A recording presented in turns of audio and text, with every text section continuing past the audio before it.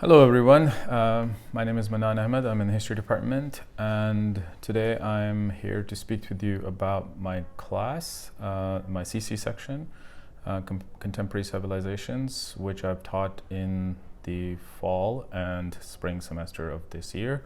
As you all know, during the pandemic and with remote teaching. This is something that I've not had a lot of experience for in the past, but I tried over the summer to learn and seek out from people who have been doing online teaching for a long time. And some of these ways in which I try to adapt my CC section to online teaching is certainly built upon the expertise and long-standing experience of my faculty friends in both tenure track, and adjunct levels of higher education. So my gratitude to them for all the labor that they do, and I am grateful that I was able to learn from them. So what I want to talk to today is about my class, CC class, as you can see here, how to connect, that's the central theme. And I've shared the sort of first page of the syllabus, which, as you can see, has a theme called About Origins. This is sort of a overarching network that we think through, a network of ideas that we think through over the course of the first semester. And then the second semester, we were concentrating on violence and decolonization, a theme that we developed in conversation. Here's a small video of all of my students with waving at the camera. I asked them to that I would record this for the purpose of these presentations. Obviously, their identities have been taken away. So what I wanted to talk to you about is how I approached the idea of building a community, or how to connect over Zoom in the past 4-6 months, a year, 2 years. So these are the shared ideals that I communicated with my students. How do we build a community? First, we did that by creating a virtual background for everyone. So that kind of gave a homogeneity to the classroom. As we know, in a physical classroom, we are all in the same social space. So even if we come at the classroom from different social, sexual, racial, ethnic backgrounds, there is a facade maintained within the classroom, in the seminar room, especially a discussion seminar such as CC, that we're all in the same physical space.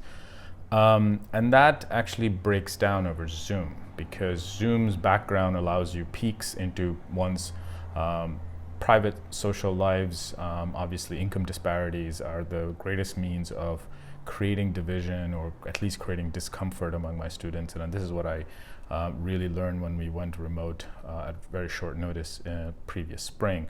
So one of the ways to create a community was also to kind of think about how to create a virtual background. In my instructions, I told students to please have the virtual background on when they're on camera, to try to be on camera. But if their computer was not able to handle a virtual background, that they can choose a blank, plain wall and some modicum of privacy, if possible, within which they can participate in the class. The second thing was Slack, which I'll talk a little bit more about, and that's also the share community, how we share ideas. Inclusive environment was very important for me, and so we do this by every class. We do a land acknowledgement based on where the students were physically located, as well as where they may have grown up, or where they may have been researching things about. It's very brief, take no more than 2 to 3 minutes, and almost every student has participated many times over the course of last semester and this semester.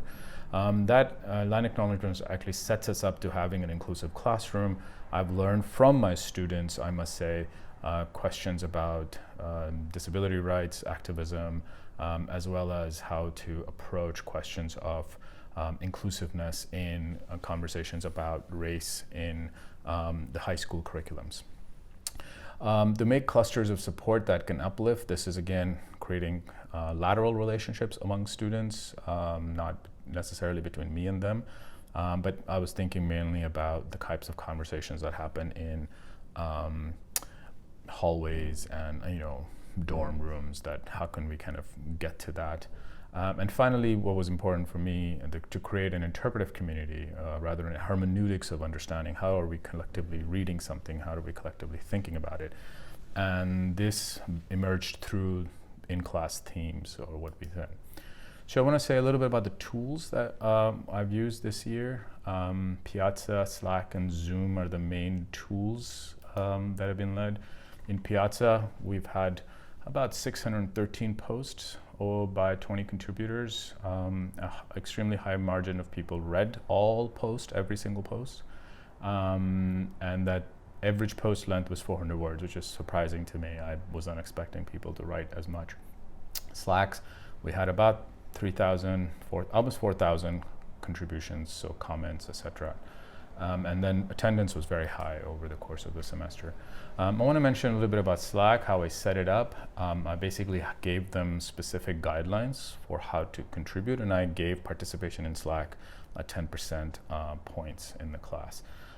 So that incentivized them, but also there were rather kind of secure guidelines of what to do, what kind of conversations we were needed. And then there were these channels like book recommendations,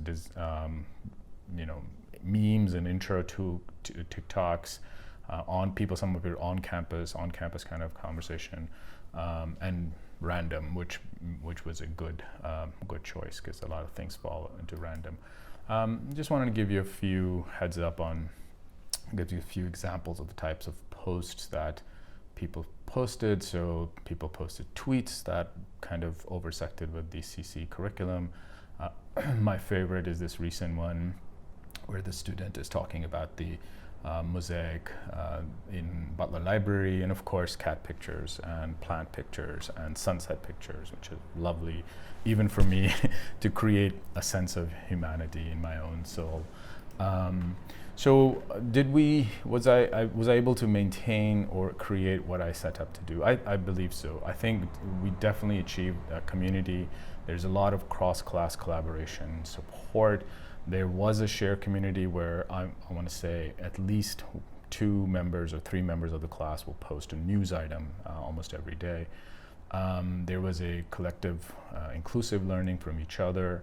And then I guess the one thing that emerged at the end was that people decided to, the students decided to create a final for themselves, final project, a collective group final project for the semester, which was they were gonna put together a conference called Decolonize CC.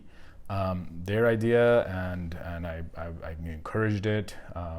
I wrote up a how-to conference for them at the beginning of the semester, explaining what an academic conference is, how it works, gave them a timeline, gave them how to do this. And this is kind of, they divided themselves there into these committees, they're working together, they're thinking about ideas. I feel like this will be an incredible way to kind of end the semester in a collaborative group work that helps us all learn from each other together. And for a semester that lacks in physical togetherness, this has been one of the most remarkable teaching experiences of my life. I feel genuinely that the students have come together and taught me so very much about how to engage with these texts that I have been teaching in Columbia's core for 5-6 years now. So that's basically what I wanted to share today, the types of tools, but the types of conversations that we are able to have, types of engagement that I am able to see. I want to thank you all for listening, and I look forward to your comments and conversations. Thank you so much.